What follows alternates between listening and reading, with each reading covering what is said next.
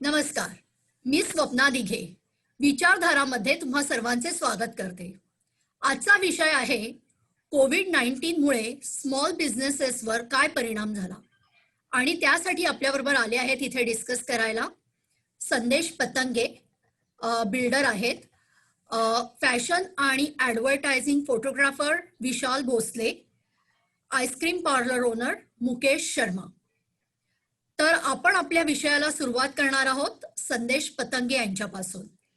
तर संदेश Patange, as a builder म्हणून तुमच्या बिझनेसला काय इम्पॅक्ट झाला? नमस्कार. मी संदेश पतंगे. माझा कन्स्ट्रक्शनचा व्यवसाय आहे आणि माझा वर्किंग एरिया आहे नेरळ. तर नेरळ, बदलापूर या एरियामध्ये माझं कन्स्ट्रक्शनच्या साईट्स आहेत. कसं झालं, मार्च महिन्यापासून कोविड-19च्या भीतीमुळे कन्स्ट्रक्शन हा व्यवसाय जवळपास ठप झाला. कसं झालं, ते नॉर्मली घराबाहेर पडू नये, लॉकडाऊन आणि या सगळ्या गोष्टींमुळे एक लोकांच्या मनात भीती निर्माण झाली. त्यामुळे जनरली कसं समर वेकेशन हा आमच्या फील्डसाठी एक चांगला टाइम फ्रेम असतो. लोक येतात, फ्री असतात, जागा बघतात, आवडले तर विकत घेतात. पण याच सीझनमध्ये म्हणजे कोर सीझनमध्ये हा कोविड-19चा इश्यू झाल्यामुळे लोक घराबाहेर पडणं बंद झाली आणि त्यामुळे परिणामचा आमच्या धंद्यावर याचा सगळ्यात जास्त इम्पॅक्ट झाला. त्यात गव्हर्नमेंटकडनं आम्हाला काय मिळायला पाहिजे आणि काय मिळायला हवं होतं हे खूप लांबची गोष्ट आहे. पण गव्हर्नमेंटने आम्हाला काही मदत केली नाही. क्लिअर कट हात वरती केले आणि जे काही राम भरोसे चाललंय ते चाललंय. पण याचा इम्पॅक्ट माझ्या मते अजून 6 महिने तरी राहील. ओके. विशाल, मी तुझ्याकडे येते की तुझ्या फील्डला, म्हणजे तुझं फील्ड पण जरा वेगळं आहे ना, फोटोग्राफी. तर तुझ्या फील्डला काय इम्पॅक्ट झाला? माझ्या फील्डमध्ये शूटिंग सगळ्या स्टॉप झालेत कारण की आम्ही जास्त करून आउटडोअर आणि इनडोअर शूट्स करतो. प्रॅक्टिकल शूट असल्यामुळे आम्ही वर्क फ्रॉम होम करू शकत नाही. बरोबर. तर त्यामुळे सगळे शूट स्टॉप झालेत. आणि तुम्हाला कसं पर्सनल टच पाहिजे, म्हणजे तुम्हाला ज्याचे फोटोग्राफ काढायचे ते तुम्हाला त्या व्यक्तीला भेटायचं किंवा त्या लोकेशनला जावं लागत असेल, राईट? हो हो हो हो ओके, बरोबर. राईट. मुकेश, तुमच्या याला कसा काय इम्पॅक्ट झाला?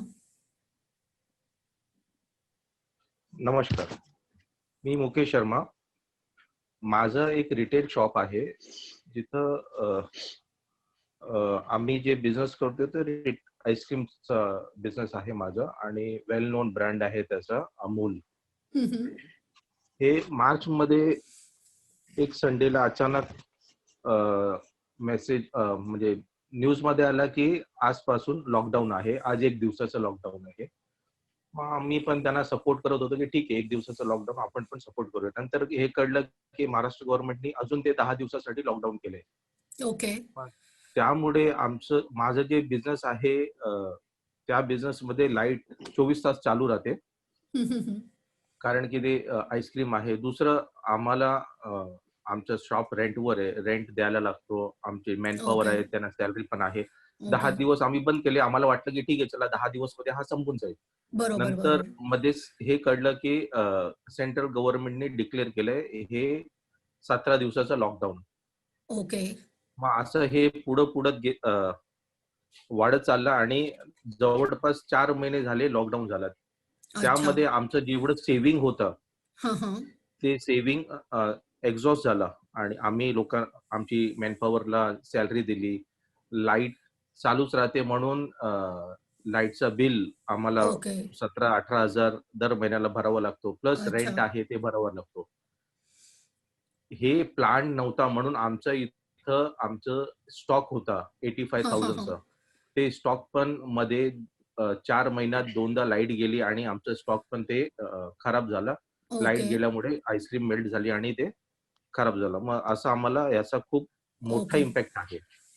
मला आता इथे एक विचारायचं आहे की आता बिल्डरच्या दृष्टीने तुम्ही साधारण टोकन अमाऊंट घेता, राईट? ज्यांचं म्हणजे ज्यांना घरं घ्यायची आहेत, तर अशा लोकांनी आता हे लॉकडाऊनमुळे किंवा काही लोकांचे जॉबही गेलेले आहेत, तर अशा याच्यात लोकांनी तुमच्याकडून टोकन वगैरे अमाऊंट परत मागितली का? म्हणजे तसा काही तुमचा लॉस झाला का? एक्झॅक्टली कसं होतं, एखाद्या माणसाला घर पसंत पडलं हा. की तो एक इनिशियल अमाऊंट देऊन घर बुक करतो आणि टोकन अमाऊंट ज्याला आपण म्हणतो, जी ओके. काही 50,000 1,00,000 अशा छोट्या स्वरूपात असते, म्हणजे अराउंड 5 to 10% टोकन अमाऊंट असते. तर ओके. लोक ते टोकन अमाऊंट देतात आणि घर आपलं बुक करतात. पण या लॉकडाऊन पिरियडमुळे आणि लॉकडाऊन पेक्षा पुढचं भवितव्य काय आहे, आपला ओके. जॉब टिकेल नाही टिकेल, आपल्याला सॅलरी कट झाली आता, तर पुढे सॅलरी कट राहील, तर आपल्याला लोनचे हप्ते भरता येतील नाही येणार, या सगळ्या चिंतेमुळे लोक अगदी संभ्रमात आहेत की करायचं काय, घेतलेला बरोबर. व्यवहार पूर्ण की व्यवहार कॅन्सल करायचा, या द्विधा मनस्थितीत आहेत. आणि याच्या सेफ साईड म्हणून कस्टमर काय विचार करतो की आपण सेफ साईड म्हणून घर काय आपल्याला नंतर पण घेता येईल, आता फिलहाल तरी बरोबर. आपण व्यवहार, आणि जेणेकरून म्हणजे आपण सेफ होऊ. हे हं, त्यांच्या हं. दृष्टीने ते कदाचित बरोबर असतील, पण आमच्या दृष्टीने तो एक तोट्याचा भाग आहे. अच्छा. पण मग तुम्हाला काही फंडिंग वगैरे या गोष्टीसाठी मिळतंय का? म्हणजे असं काही पॉलिसी चेंज झाली आहे का त्याच्या अराउंड, की जेणेकरून जे लोकांची भीती आहे ती कदाचित जाईल, असं काही आहे नाही, झालंय का? ऍक्च्युली कसं असतं, गव्हर्नमेंट जी पॉलिसी चेंज करते किंवा जी अट्रॅक्टिव्ह पॉलिसी काढते, हं, ती हं. फक्त इलेक्शनच्या वेळेला आपल्याला ऑन पेपर दिसते. त्याचा ओके. इम्पॅक्ट कधी होतो कधी नाही होत, पण इलेक्शनच्या वेळेला ती अट्रॅक्टिव्ह स्कीम अशी गव्हर्नमेंट काढत असते. हं, हं. आणि या सगळ्या गोष्टी, जसं कुठे बाढ आली, कुठे पूर आला, कुठे काय अजून काय झालं, तर त्या गोष्टींसाठी गव्हर्नमेंट किंवा या कोविड-19 या सगळ्या गोष्टींसाठी गव्हर्नमेंट कधी हेल्प करत नाही. गव्हर्नमेंट फक्त स्वतःच्या फायद्यासाठी, म्हणजे पॉलिटिशियन फक्त स्वतःच्या फायद्यासाठी त्यांना जेव्हा करायचं तेव्हाच ते ओके. करतात. तो पिरियड असतो इलेक्शनचा. ओके. त्यामुळे आता तरी फिलहाल तो इलेक्शनचा पिरियड नसल्यामुळे आम्हाला त्याचा काही इफेक्ट पॉझिटिव्ह मिळत नाहीये. पण मी असं पण ऐकलेलं की गव्हर्नमेंटनी साधारण 3 महिने लोकांना सांगितलेलं की रेंट घेऊ नका. म्हणजे आता मुकेशजी, तुमच्या याच्यासाठी, की तुमचं आईस्क्रीम पार्लर आहे, बरोबर? तुम्ही रेंट भरता म्हणालात. अ, तर म्हणजे कुठेतरी वाचण्यात पण आलेलं की गव्हर्नमेंटनी सांगितलं 3 महिने रेंट घेऊ नका, म्हणजे जे ओनर्स आहेत त्यांना, रिअल इस्टेट ओनर्स वगैरे. तर तसं मग तुम्हाला तुमचं झालं नाही का? तुमच्याकडून रेंट तरीही घेतलं गेलं का? गव्हर्नमेंटनी तुम्ही जसं बोलताय ते बरोबर आहे. गव्हर्नमेंटने लोकांना अपील केली होती, की तुम्ही हं, हं. की दाखवा आणि लोकांकडे तुमचे जे आहेत सालोसाल तुमच्याकडे जे भाडेकरी आहेत त्यांच्याकडनं तुम्ही रेंट घेऊ नका 2 महिना किंवा 3 महिन्यासाठी. पण बरं. हे फक्त रिक्वेस्ट होती लोकांना, पण ओके. ती लोकांनी असं मानली नाही. अच्छा. पण ते मानली आमच्याकडनं रेंट घेतलं त्या लोकांनी. पण मानली नाही म्हणून मग त्याच्यावर काही पुढे केलं नाही का? म्हणजे तुम्ही जाऊन नाही, हे फक्त त्यांनी अपील केली होती लोकांना, की तुम्ही असं करू नका. म्हणजे तुम्ही तुमच्या लोकांना सपोर्ट करा. पण हे सपोर्ट सगळ्यांनी केलं नाही. अच्छा.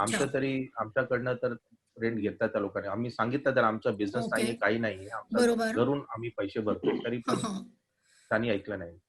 पण मग रेंट घेतायत तसं बँकेचं लोन पण असतं. मग बँकांनी काय केलं, हो. की त्यांनी पण, कारण मी तेही वाचलेलं, की बँकांनाही सांगितलेलं, की 3 महिने ई-एम-आय भरायचा, म्हणजे यांनी नाही भरला तरी चालेल. तर तरी अगदी तुम्ही बरोबर. बँकेचा पण ई-एम-आय मग तुम्ही भरताय का? गव्हर्नमेंटने सांगितलं होतं, की ठीक आहे, या या काळात तुम्ही जर ई-एम-आय नाही भरलं तर तुम्हाला त्याचे इंटरेस्ट वगैरे भरावा लागणार नाही. तुम्ही 3 महिन्यानंतरही भरला तरी चालेल. कारण की लोकांना जास्त इम्पॅक्ट झालेला आहे त्यांच्या हं, जॉबवर हं. किंवा त्याच्या बिझनेसवर. हं, पण हं. बँकेने 2 महिन्यानंतर काय केलं, न सांगता त्या लोकांनी ऑटोमॅटिक आमच्या बँकेमधून ते अमाउंट घेतली. हो, म्हणजे ऑटो डेबिट करायला सुरुवात हां, केली. आम्हाला डेबिट केली आणि आम्हाला सांगितलं पण नाही. मग हे असं ओके. झालं, बँकेने असं केलं. जेव्हा आम्ही त्यांना विचारलं तर बोलले, की "नाही, ते तुम्हाला भरावंच लागेल आणि आता ते काय रिव्हर्स होऊ शकत नाही." आम्ही त्यांनी रिक्वेस्ट केला तरी पण त्या लोकांनी काहीच ऐकलं नाही. ओके. विशाल, तुझं काय हे आहे, म्हणजे तुझ्या बाबतीत पण तुला काही कॉन्ट्रॅक्ट्स ऑलरेडी मिळालेले असतील तुझ्या एजन्सीला, आणि ते कॉन्ट्रॅक्ट्स मग तुमचे कंटिन्यू राहिले की तुम्ही काही लूज केलेत? नाही, कॉन्ट्रॅक्ट आमचे टोटली स्टॉप झाले. कारण आमचं जेव्हा डील झालेलं, अ, त्यानंतर जेव्हा लॉकडाऊन स्टार्ट झालं, तेव्हा सगळे कॉन्ट्रॅक्ट आमचे स्टॉप झाले ताबडतोब. हं, हं. जेवढे आम्ही केलेले, महिंद्राचं शूट होतं. त्याचे आम्ही गोरेगाव फिल्म सिटीला जाऊन आम्ही शूट, प्रॉपर लोकेशन सगळं ओके. एफर्ट टाकून आम्ही सगळं ओके केलेलं. हं, हं. पण हे लॉकडाऊनमुळे सगळं इमिजिएट स्टॉप झालं. कारण कंपनीचा प्रॉब्लेम आहे, की आमच्या कार्स विकल्या जात नाहीत किंवा आमचे प्रोडक्ट्स विकले जात नाहीत. आम्ही पैसे इन्व्हेस्ट करून बसलोय. ओके. कंपनीचा हा प्रॉब्लेम येतो. आता महिंद्रा पण सांगते आमचे प्रोडक्ट्स जात नाहीत, आमचे कार्स विकल्या जात नाहीत. आम्ही शूट नाही करू शकत इमिडिएट आता. म्हणजे मला हा इकडे एक बिझनेसवर पॉइंट इम्पॅक्ट पडतो. राईट, इकडे एक पॉइंट नोट करावा असा वाटतो, जिकडे महेंद्र आणि अशा मोठ्या कंपनीज जर सांगतायत की 3 महिन्यात त्यांचा हा, बजाज बिझनेस पण एवढा सांगते. बजाज 3 महिन्यामुळे त्यांना एवढा त्यांच्या बिझनेसवर इम्पॅक्ट आला आणि त्यांनी केलेले Impact आला. कॉन्ट्रॅक्ट कॅन्सल करतायत. त्या तर मोठ्या कंपन्या आहेत. तर इकडे मला एक पॉइंट नोट करावा असा वाटतोय की जर त्यांच्याकडे तर रिझर्व्ह असतं, बरंच असतं मोठ्या कंपनीजकडे, राईट? तर जिथे स्मॉल बिझनेसेस मध्ये तर रिझर्व्ह पण तेवढं नसेल तर त्यांची काय अवस्था होत असेल, राईट? हो, बरोबर आहे. कारण ते वर्क फ्रॉम होम जे कंपनीचे स्टाफ जे वर्क फ्रॉम होम करतात त्यांना सॅलरीज देत आहेत. अच्छा. पण जे फ्रीलान्सर आमच्यासारखे आहेत त्यांचा हम्म. प्रॉब्लेम होतो. कारण त्यांना कुठलाच बॅकग्राऊंड नाहीये. बॅकग्राऊंड म्हणजे गव्हर्नमेंट पण त्यांना काही फंड नाही देत. ओके. 3 महिने तुम्हाला मॉनिटरिंग करतात बँकेचा लोन. म्हणजे तुम्ही हं. त्यांचं म्हणणं आहे की तुम्ही 3 महिने हप्ते भरू नका, पण त्याच्यावर इंटरेस्ट तुम्हाला भरावा लागणार पुढे. अच्छा. आणि जर गव्हर्नमेंटनी सांगितलेलं आहे की EMI, तर काही पॉलिसी चेंज होऊ शकत नाहीत का? त्याच्यासाठी कोणी ट्राय करत हम्म. नाहीये का? नाही, त्याच्यासाठी याच्यात कोणी कसं आहे, ट्राय नाही करत. हा, बोला. याच्यात कसं आहे, हे जे मोदीजींनी म्हणजे आपल्या माननीय पंतप्रधानांनी हं. जेव्हा टीव्हीवर अनाऊन्स केलेलं की लोनचे हप्ते 3 महिने तुम्हाला एक्सटेन्शन मिळेल, पण ते अच्छा. जे होतं ते फक्त वर्बल कमिटमेंट होतं, त्याचा कुठे GR नव्हता. हां. कसं हे सेंट्रल वरून स्टेटवर नोटिफिकेशन यायला पाहिजे. स्टेटनी म्युन्सिपल कॉर्पोरेशनला किंवा स्टेटनी खाली बँकांना याच्या नोटिफिकेशन द्यायला पाहिजे, काहीतरी GR प्रोड्यूस झाला पाहिजे, काहीतरी बरोबर. ऑन पेपर असलं पाहिजे. तर हे बरोबर. ऑन पेपर काहीच नव्हतं. फक्त ती एक अनाउन्समेंट होती. ते भावनिक आव्हान जसं असतं, हां, तसं हां, हां. त्यांनी वर्बल कमिटमेंट दिलेलं की असं-असं करू, तसं-तसं करू. पण ते प्रत्यक्षात त्यातलं काहीच झालं नाही. बँकांचे हप्ते रेग्युलर चालू आहेत. बँका मागे लागलेल्या आहेत हप्ते भरण्यासाठी. हप्ते इव्हन नाही भरले तर हं, हं. एजन्सीची लोकं येऊन घरोघरी येऊन सुद्धा त्रास देत आहेत. याचे पण क्लिप मध्यंतरी WhatsApp, Facebookवर व्हायरल झालेले आहेत. तर म्हणजे ओके. थोडक्यात या गोष्टीचा काही मोदीजींच्या म्हणजे माननीय पंतप्रधानांच्या कमिटमेंटचा किंवा त्यांच्या काही अनाउन्समेंटचा असा काही विशेष इम्पॅक्ट दिसत नाहीये. हां, म्हणजे सगळे फॉलो करत नाहीयेत. बरोबर. की हं. हे फॉलो वर्बल. करत नाहीत कारण ते वर्बल कमिटमेंट. ते म्हणतात की वर्बल आहे. बरोबर. तुम्ही आम्हाला पेपर दाखवा, काहीतरी GR दाखवा, तर आम्ही त्याच्यावर कायदेशीर कारवाई करू शकतो. बँक मॅनेजर पण तेच म्हणतोय, तुम्ही कायदेशीर कारवाईसाठी आम्हाला काहीतरी ऑन पेपर पाहिजे. तर बरोबर. तुम्ही ते पेपर कोणाकडे नाहीये. अच्छा. पण मग जेव्हा तुम्ही असं हे कम्युनिकेट करता बँक ओनर मॅनेजरशी किंवा तुमच्या रेस्टॉरंट तुमचं जिकडे आहे आईस्क्रीम पार्लर आहे त्या ओनरशी, म्हणजे त्या जागेच्या ओनरशी, तेव्हा ते काय सांगतात? म्हणजे ते सगळे हेच सांगणार की पेपरवर नाहीये. पण त्याच्या पण तुमचा बिझनेस नाही तर तुम्ही 3 महिने त्याला जागा रिकामी करून देताय का? हां, हे त्याचं म्हणणं आहे. तर बरोबर. त्याच्या दृष्टीने बघाल तर तो म्हणेल तुम्ही मला 3 महिने जागा रिकामी करून द्या. मी 3 महिने तिकडे एक्झिस्टिंग बिझनेस तुमचा बाजूला ठेवून दुसरा कुठला रनिंग बिझनेस आता कुठले आहेत? फळभाज्या सगळ्याच रनिंग बिझनेस आहे. जनरल स्टोअर्स, ग्रोसरी स्टोअर्स हे खूप चालणारे बिझनेस आता या काळात चालतायत. तर तुम्ही मला जागा रिकामी करून द्या. मी ते बिझनेससाठी जागा देतो. किंवा अच्छा. सीझनल बिझनेस, आता गणपतीचा सीझन आहे. तर हम्म. गणपतीचा बिझनेस गणपती विकतात बरेच लोक, तर तो बिझनेस करायला मी जागा देईन, हे त्याचं म्हणणं आहे. त्यामुळे तो त्याच्या दृष्टीने रॉंग नाहीये. त्याला कोणीतरी वरच्या बरोबर. साईडनी म्हणजे गव्हर्नमेंटकडनं काही एड मिळाली, काहीतरी गव्हर्नमेंटकडनं सपोर्ट मिळाला बरोबर. रेंटमध्ये किंवा काही कशासाठी, तर तो पुढे फॉरवर्ड करेल ना. तो त्याच्या खिशाला कशाला अगदी बरोबर आहे. पाठीला पण लागेल. मग ते कसं, म्हणजे काय करायला पाहिजे इथे? कोणती म्हणजे इथून अपेक्षा काय? आता मी असा प्रश्न विचारते, की तुम्ही त्यांच्या जागी असाल, तर तुम्ही पण तेच केलं असतं कदाचित. पण त्याच्या पुढे जाऊन, की कुठे म्हणजे एखाद्या पॉलिटिकल पार्टीचा सपोर्ट घ्यायला पाहिजे, की ही आम्हाला पॉलिसी म्हणजे हा रूल पेपरवर कसा आणता येईल? त्याच्यासाठी अ, काही विचार करता येऊ शकतो का? याच्यात कसं आहे, कुठली पॉलिसी या दृष्टीने बनवू नाही शकत, कारण जागा माझी आहे. हं, हं. आज माझी जागा, मी समजा माझा एखादा फ्लॅट भाड्याने दिलाय, तर मला तो समोरच्या पार्टीकडून या डिफिकल्ट सिच्युएशन मध्ये या कठीण परिस्थितीमध्ये त्याच्याकडून भाडं घ्यायचं की नाही घ्यायचं हा माझा वैयक्तिक प्रश्न आहे. हं, हं, हं. कायदेशीर म्हणाल तर मला त्याच्याकडनं भाडं घेणं जरुरी आहे आणि बरोबर. भाडं घेणं मी लागतो. त्यामुळे तो माझ्याशी कायदेशीर कारवाई करू शकत नाही.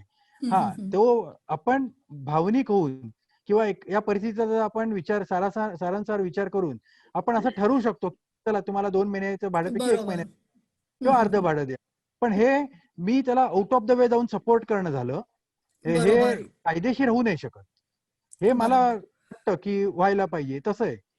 बरोबर. पण कायदेशीर होण्यासाठी पण की काहीतरी म्हणजे गव्हर्नमेंटची एखादी स्कीम यायला पाहिजे, किंवा जसं तू म्हणालास मगाशी की काहीतरी पेपरवर जर आलं की हा हे गव्हर्नमेंटची एड, एक फायनान्शियल एड या कठीण परिस्थितीमुळे, की सगळ्या स्मॉल बिझनेसेसना, बिझनेस ओनर्सना काहीतरी एक फायनान्शियल एड देतील की ते सर्व्हाइव्ह करतील नेक्स्ट 3-4 मंथ्स. तसं काही झालंय का आतापर्यंत? नाही, अजूनपर्यंत तसं काही झालेलं नाहीये आणि असं काय होईल अशी अपेक्षा पण नाही ठेवू शकत. कारण स्मॉल स्केल बिझनेसमन जे आहेत ते एवढ्या मोठ्या संख्येने आहेत आणि त्याच्यासाठी काही करणार नाही. गव्हर्नमेंट काही त्याच्यासाठी करणार नाही हे आपल्याला माहिती आहे. कारण गव्हर्नमेंट करूही नाही शकत. ओके. करायचं झालंच गव्हर्नमेंटला तर कोणाकोणासाठी करेल आणि कशा प्रकारे करेल. राईट. विशाल, तुला काही बोलायचंय का याच्यावर? हा, जर भाडेकरूंच्या तुम्ही म्हणालात मगाशी, तर भाडेकरू असे आहेत की ज्यांना फक्त त्या भाड्यावरच जगतात. हम्म, हम्म, त्यांचा हम्म. पण प्रॉब्लेम आहे ना. ज्यांना भाड्यावरच त्यांना इन्कम सोर्स नाहीये. फक्त त्यांनी जी जागा दिली आहे त्याच्यावर ते राहत असतील, तर ते भाडं ऑब्व्हियसली मागणारच. कारण त्यांचं बरोबर. पूर्ण लाईफस्टाईल त्याच्यावरच असणार, ज्याला भाड्याने दिलंय. पण मला काय वाटतं की इथे प्रत्येक लेवलला एक कन्झ्युमर आहे, राईट? की आता तुम्ही म्हणताय की तुमचं आईस्क्रीम पार्लर आहे, राईट? त्याचं भाडं तुम्ही कोणाला तरी देता. तो म्हणणार की बरोबर, मला भाडं पाहिजे कारण मी सर्व्हाइव्ह त्या भाड्यावर होतो. कारण त्याला मे बी त्याला बँकेला लोन भरायचं असेल, त्याचे बँकेचे लोन बरोबर. असतील. हम्म. बँका तर मागे लागलेल्या आहेत. समजा बँकेने त्याचं लोन थोडंसं माफ केलं किंवा त्याला थोडीफार सूट दिली, तर तो ती सूट खाली आणेल ना. म्हणजे आणावी अशी अगदी इच्छा आहे बरोबर. की प्रत्येक लेअरला ते व्हायला पाहिजे. तू डायरेक्ट लास्ट लेवलच्या कॉन्झ्युमरला तुम्ही जर म्हणालात की आम्ही तुम्हाला व्हर्बली सूट देतोय, पण ते मधले लेअर जर काही चेंज नाही झाले, त्यांना जर काही सूट नाही मिळाली, तर ती लास्ट लेअर पर्यंत येणारच नाही. हो, बरोबर आहे. बरोबर. पण मग तुमचं पण नुसतं बँक नाहीये, इलेक्ट्रिक बिल वगैरे बाकी पण काही तुमचे एक्सपेन्सेस असतील ना स्मॉल बिझनेस म्हणून. लाईट हो, बिल कारण आहे, मॅन पॉवरचं पेमेंट आहे, लोकांना पगार आणि रेंट हे मेजर आहेत आणि हे फिक्स अमाऊंट आहेत. म्हणजे याला काही कमी होऊ शकत नाही. ज्यावेळी तुमचं इन्कम 0 असेल त्यावेळी हे तुम्हाला द्यायला खूप कठीण आहे. ओके. आता हां, मॅन मला पॉवर असं वाटतं की म्हणालात, तुम्ही मॅन पॉवर म्हणालात, तर संदेश, तुलाही तर मॅन पॉवर लागतच असेल कारण तू पण बिल्डर आहे, तुला कन्स्ट्रक्शनसाठी लोक लागतच असतील. तर मॅन पॉवर अजून अवेलेबल आहे की मॅन पॉवर नाहीये, किंवा ती आता मी पण ऐकलंय की बरेच लोक गावी वगैरे परत गेलेत. तर तुम्हाला जी होती मॅन पॉवर आधी, आता समजा लॉकडाऊन उठवलं, तर ती मॅन पॉवर तेवढीच मिळेल का त्या याच्यात? आता कन्स्ट्रक्शन बिझनेसमध्ये ना या गोष्टीत एक छोटासा ऍडव्हान्टेज आहे, छोटासा एक फायदा असा असतो की ओके. कुठलाही बिल्डर आहे ना स्वतःची मॅनपॉवर वापरत नाही जागेवर. हा तो हा. त्याच्याकडे एक लेबर कॉन्ट्रॅक्टर असतो आणि ओके. लेबर कॉन्ट्रॅक्टरच्या नावाखाली सगळे लेबर्स असतात आणि लेबर कॉन्ट्रॅक्टर त्यांना पेमेंट देतो. अच्छा, आता हे लेबरांना पेमेंट कसं देतो तो? तर तो लेबर जसं काम करतील, स्लॅब वाईज काम करणं, विटांचं बांधकाम करणं, प्लंबिंग करणं, हम्म, हम्म, हम्म. इलेक्ट्रिफिकेशन करणं, अजून काय ड्रेनेजचं काम करणं, फ्लोरिंग करणं, टायलिंग करणं, या प्रत्येक लेबरला तो त्याच्या गरजेनुसार पेमेंट देतो. ओके. काय झालं, हे बहुतेक वर्कर जे आहेत स्मॉल स्केल वर्कर किंवा ज्याला आपण टेक्निकल जॉब वाले पर्सन, ते आउट ऑफ मुंबईचे असतात, जास्त हम्म, करून हम्म. बंगाल किंवा युपी बिहारचे असतात आणि अच्छा. ते या लॉकडाऊन मध्ये इकडनं निघून गेले आणि गावी गेलेले आहेत. त्यामुळे ते जोस्तर परत येत नाहीत तोस्तर त्यांच्याकडनं त्याला कामगारांचा तुटवडा आहे, हम्म, हम्म. त्यामुळे त्याच्याकडे काम होत नाहीये. त्याच्यामुळे तो आमच्याकडे पेमेंट मागत नाही, त्यामुळे आम्ही त्याला पेमेंट देत नाहीये, असं ओके. आहे. पण तो काम पूर्ण करेल, आम्ही त्याला पेमेंट देणार, तो खाली पेमेंट पास करणार. ओके. आमचा फक्त याच्यात लॉस एवढाच आहे की आमचं काम अडकलेलं आहे. ओके. आमचा मॉनिटरी लॉस नाही होते, पण आमचा टाइम वेस्ट होतोय. ओके. पण तुमच्या बाबतीत मुकेशजी म्हणायचं झालं तर तुमची मॅन पॉवर तुम्ही जी वापरत होता ती पण गावी गेली. आता नवीन आणायची म्हटलं तर तुम्हाला पहिल्यापासून सुरुवात करावी लागणार आहे. खरंय? अगदी बरोबर. अगदी बरोबर. आता मॅनपॉवर गावी गेली. जेव्हा आम्ही त्यांना सांगतोय परत यायला, तर इंटर स्टेट किंवा इंटर डिस्ट्रिक्ट ट्रान्सपोर्टेशन नाहीये. त्यामुळे ते पहिल्यांदा येऊ शकत नाही. जरी त्या लोकांनी मॅनेज करून कसे इथे आले, हं, तर हं. दुसरा त्यांचा असा प्रॉब्लेम आहे, की हॉटेल्स चालू नाहीत किंवा फूड जंक्शन्स चालू नाहीयेत. ते लोकं ओके. घरी जेवण बनवू शकत नाही आणि बाहेर त्यांचा जेवणाचा प्रॉब्लेम आहे. हं, हं, हं. हे 2 गोष्टी आहेत. ओके. हा सेम विशाल, प्रॉब्लेम आमच्या शूटिंग लाईनला पण आहे. अच्छा. तुमचे पण तुला जे तिथे मॅन पॉवर लागतं ते पण गावी गेलेलं आहे का? हो, आमचे पण मॅनपॉवर गावी गेलेत. कारण त्यांना पर डे वरती त्यांना पैसे मिळत असतात. डेली अच्छा. वेजेसवर. ओके. मग आता जर आणि तुला एखादं कॉन्ट्रॅक्ट मिळालं तर तुझ्याकडे मॅन पॉवर नसणार आहे. म्हणजे ते कंप्लीट हो, करायची. मॅनपॉवर पण नाही आणि आम्हाला फूड अरेंज करून द्यावं लागतं. ओके. त्यांच्या सगळ्या स्टाफला पण आणि आम्ही बाहेरचं आता मागू नाही शकत. त्यामुळे तोही मोठा प्रॉब्लेम आहे. म्हणजे आता सिच्युएशन खरी अशी आहे की जरी तुम्हाला काम मिळालं किंवा जरी कंझ्युमर समजा थोडाफार यायला लागला तरी तुम्ही ते सपोर्ट करू शकत नाही आहात. कारण सर्व्हाइव्ह करणं फार कारण ती डिफिकल्ट आहे. बेस लाईन जी होती तुमचं रेडीनेस होता तो आता नाहीये तेवढा या म्हणजे या बरोबर. बाकीच्या प्रॉब्लेम्समुळे, राईट? हो, हो. Right, right. अजून अजून काय इम्पॅक्ट तुम्हाला वाटतोय की काही झाला असेल याच्यावर? आता पेमेंटचा एक ओपन इश्यू आहे. चालू ओके. Go ahead. पेमेंटचं आम्हाला टायमात मिळत नाही. जे अच्छा. कंपन्यांचे सगळ्या लॉकडाऊन असल्यामुळे एकच कारण सांगतात, लॉकडाऊन आहे त्यामुळे आम्ही पेमेंट करू शकत नाही. आम्ही ओ. वर्क फ्रॉम होम आहोत. आम्ही ऑफिसला जात नाही तोपर्यंत आम्हाला तुमचं पेमेंट नाही होऊ शकत. अच्छा. म्हणजे आणि जे सगळा काम डेटा तुम्ही कॉम्प्युटरचा तुमच्या ऑफिसमध्ये असल्यामुळे आम्ही वर्क फ्रॉम होम तुमचं पेमेंट नाही करू शकत. म्हणजे तुम्ही जे काम ऑलरेडी केलंय त्याचंही तुम्हाला आता पेमेंट हां. मिळत नाहीये याच्यामुळे. हां, अच्छा. पेमेंट मिळत नाही. परत बँकेने 3 महिन्यानंतर परत ईएमआय चालू केला. आता हा पैशाचा मोठा प्रॉब्लेम येतोय, की हा ओ. पैसा आणायचा कुठून? बरोबर. खरंय. मुकेशजी तुम्ही काय म्हणत होता? आमच्या इथं प्रॉब्लेम असा आहे, की आम्ही आता चालू केलंय, पण ट्रेन चालू नसल्यामुळे लोकांना ट्रॅव्हलिंगचा प्रॉब्लेम होतोय. म्हणजे त्यांच्या एक्सपेंडिचर जे आहेत, हं. ते खूप जास्त आहेत. दुसरा प्रॉब्लेम असा आहे, की आम्ही आता माझी शॉप चालू केली आहे, पण लोकं घाबरलेले आहेत. हं, हं. बरेच लोकांचे जॉब गेलेत किंवा बरेच लोकांना पेमेंट कट आहे. म्हणजे त्यांना 20% 50% पर्यंत पेमेंट कट होऊन मिळतोय, कमी पेमेंट मिळतोय. मग लोकं घाबरलेत आणि ते लोकं आता जे खर्च करतात ते फक्त त्यांच्या नेसेसिटी जे आहेत, बेसिक नेसेसिटी त्याच्यावर खर्च करतायत. ओके. म्हणून आत्ताही आमचं जे बिझनेस आहे, इट्स ऑलमोस्ट नील झिरो असं आहे. लोकं खर्च करत नाही आणि आमचं जे आहे आईस्क्रीम बिझनेस हं, पार्लर दॅट हं, इज हं. नॉट अ बेसिक म्हणून एवढं अजूनही चालत नाहीये. लॉकडाऊन मार्चमध्ये सुरू झालं. पहिले 10 दिवस, 15 दिवस करत 3 महिने झालं. 3 महिन्यानंतर ते थोडं उठवलं. पण मुकेशजी तुम्ही म्हणालात तसं की कंझ्युमर घाबरलाय. तर काय लगेच ज्या मार्चला जेव्हा लॉकडाऊन सुरू झालं, त्यावेळी जी परिस्थिती होती, तशीच डायरेक्ट लॉकडाऊन उठवलं म्हणून लगेच होणार नाहीये ना, कंझ्युमर घाबरलाय म्हणजे. किती लोकं विचार करतायत बाहेर जाऊन अगदी खायचं बरोबर. का? बाहेर काही इम्पॅक्ट राहणार. राहणार. आणि तो इम्पॅक्ट मला वाटतं पुढचे काही महिने राहील. 6-7 महिने तरी मिनिमम राहीलच. तर त्या दृष्टीने म्हणजे हे तर सगळ्यांना आपल्याला हा अवेअरनेस सगळ्यांनाच आहे, की हा इम्पॅक्ट काही दिवस, काही महिने राहणार आहे. तसंच्या तसं सुरळीत लगेच होणार नाहीये. मग त्याच्या दृष्टीने हे जे पॉइंट्स आपण बोलतोय इकडे, तर त्याच्या दृष्टीने कन्सिडर केलं गेलं पाहिजे. जे आता तू संदेश म्हणाला, की नुसतं व्हर्बली नाही, रिटर्नमध्ये काहीतरी पॉलिसीज आणायला पाहिजेत. नाहीतर कोणीच उद्या व्हर्बली मला सांगितलं तर मी माझा फक्त विचार करणार ना. बोल संदेश.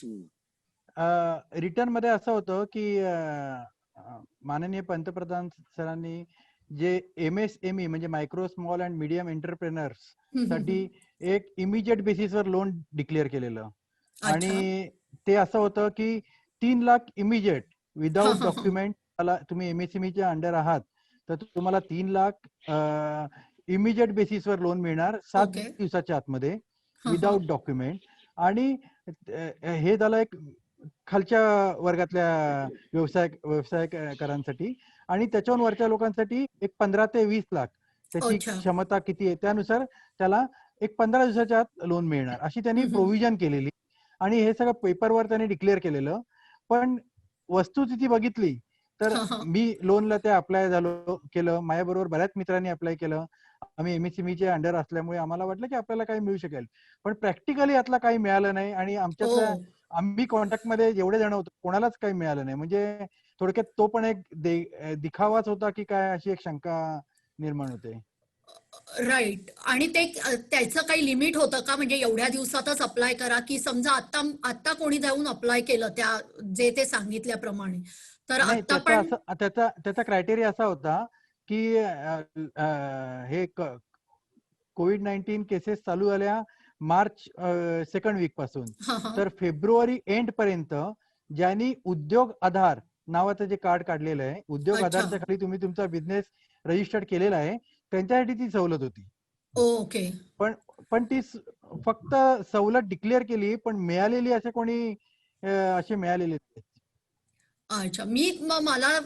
मला असं वाटतंय विचारधारातर्फे, म्हणजे मी आता विचारते सगळ्यांना, प्रेक्षकांना सुद्धा, की जर असं कोणाला मिळाली असेल ती सवलत तर आमच्या कॉमेंट्स मध्ये नक्की लिहा, कारण हा फार मेन इम्पॉर्टंट क्वेश्चन आहे, राईट? की तू म्हणतोयस की तुला मिळाली नाही, तुझ्या आसपासच्या बऱ्याच जणांना मिळाली नाही ज्यांनी अप्लाय केलेलं. तर असं पण पाहिजे की ज्यांना मिळाली आहे, कोणाला मिळाली मग ती, राईट? की नुसती ती फक्त ती अनाऊन्स केली गेली पण ऍक्शन काही घेतली गेली नाही त्याच्यावर. तुम्ही अप्लाय केलेलं का या स्कीमला? हा जे आहे स्कीम ते एमएसएमई लहान उद्योगांसाठी आहे. त्यामध्ये आमचं रजिस्ट्रेशन आहे, कारण की त्यांचं एक लिमिट असतो, एक 10 लाख पर्यंत ज्यांचा बिझनेस होतो त्यांना ते कंपल्सरी असतं. पण आम्हाला ते कंपल्सरी नाहीये, म्हणून मी याच्यात रजिस्टर नाही केलंय. तरी अच्छा. पण माझे जे अजून फ्रेंड्स सर्कलमध्ये आहेत त्या लोकांनी रजिस्टर केलं. एवढं सोपं नाहीये. ते लोक बोलतात की पेपर वर्कची गरज नाहीये, पण एवढं सोपं नाहीये, लोकांना अजून मिळालेलं नाही. ओके. विशाल, तुझं काय मत आहे याच्यावर? आम्हाला अशी काहीच सवलत नाहीये. अच्छा. म्हणजे तू ज्या टाईपचा बिझनेस करतोस त्याच्यात तुला ही पण सवलत नाहीये की असं कुठे लोन नाही. घेशील किंवा अशी कोणती फायनान्शियल एड तुला मिळेल, करेक्ट? नाही करेक्ट. म्हणजे तुझं काम हे फक्त तू जर काम केलंस तरच तुला पैसे मिळणार आणि हो, अदरवाईज हो. तुला पैसे मिळणार नाही. तुझ्यासाठी अशी नाही, कोणतीच ऑर्गनायझेशन नाहीये. नाही. फायनल मला असं वाटतं की एकतर लोकांकडे रिझर्व नाहीये, किंवा ज्यांच्याकडे रिझर्व होता त्यांनी तो वापरलाय, कारण त्यांना रेंट भरावं लागतंय, त्यांचं इलेक्ट्रिक बिल भरावं लागतंय. बिल्डरसाठी ज्यांनी टोकन अमाऊंट दिलेली ती टोकन अमाऊंट पण त्यांची काही लोक परत मागतायत. त्यामुळे ते रिझर्व मधलाच पैसा वापरतायत. गव्हर्नमेंटनी फक्त अपील केलं, काही सवलती पण अवेलेबल नाही आहेत. कन्झ्युमरही घाबरलेला आहे. त्यामुळे ही सिच्युएशन तशी फार बिकट आहे आणि प्रत्येकासाठीच बिकट आहे. पण मला असं वाटतं की मग याच्यावर तोडगा काय, करेक्ट? काहीतरी तर तोडगा निघालाच पाहिजे, कारण आपल्या इथे तसं पाहिलं तर कितीतरी स्मॉल बिझनेस ओनर्स आहेत. म्हणजे काहींचं शॉप असतं, काहींचं नसतं, काही घरून उद्योग करणारे असतात. गव्हर्नमेंटनी जे पंतप्रधानांनी डिक्लेअर केलंय ते त्याप्रमाणे एमएसएमईच्या अंडर जे लोन येतं किंवा लोन बेनिफिट मिळतं, तेवढं जरी पास केलं तरी याचा इम्पॅक्ट बऱ्याच लाखो लोकांना होणार आहे. बरोबर. आणि त्यामुळे बरेच लाखो छोटे बिझनेसमन जे रस्त्यावर येण्यापासून वाचू शकतात. राईट.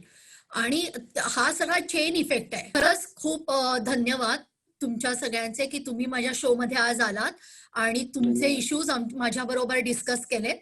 तर खूप खूप धन्यवाद. धन्यवाद. थँक्यू. प्रेक्षक हो, मला खात्री आहे की तुम्हाला हा आजचा विषय नक्कीच आवडला असेल. आज जे आपण इथे इश्यूज डिस्कस केले हे फक्त या 3 व्यावसायिकांचे नाही आहेत, तर ते त्या प्रत्येक व्यावसायिकाचे आहेत जो भाजी विक्रेता आहे, कोळीण आहे, रेस्टॉरंट ओनर आहे किंवा एखादा डॉक्टर स्वतःची प्रॅक्टिस चालवत आहे. तर विचारधारा हा फक्त विचारांची देवाणघेवाण करणारा शो आहे. तुम्हाला जर हे विचार आवडले असतील तर आम्हाला कॉमेंट सेक्शन मध्ये नक्कीच कळवा. या शोला लाईक करा, माझ्या चॅनलला सबस्क्राईब करा आणि मग भेटूयाच पुढच्या विचारधारामध्ये. तोपर्यंत धन्यवाद.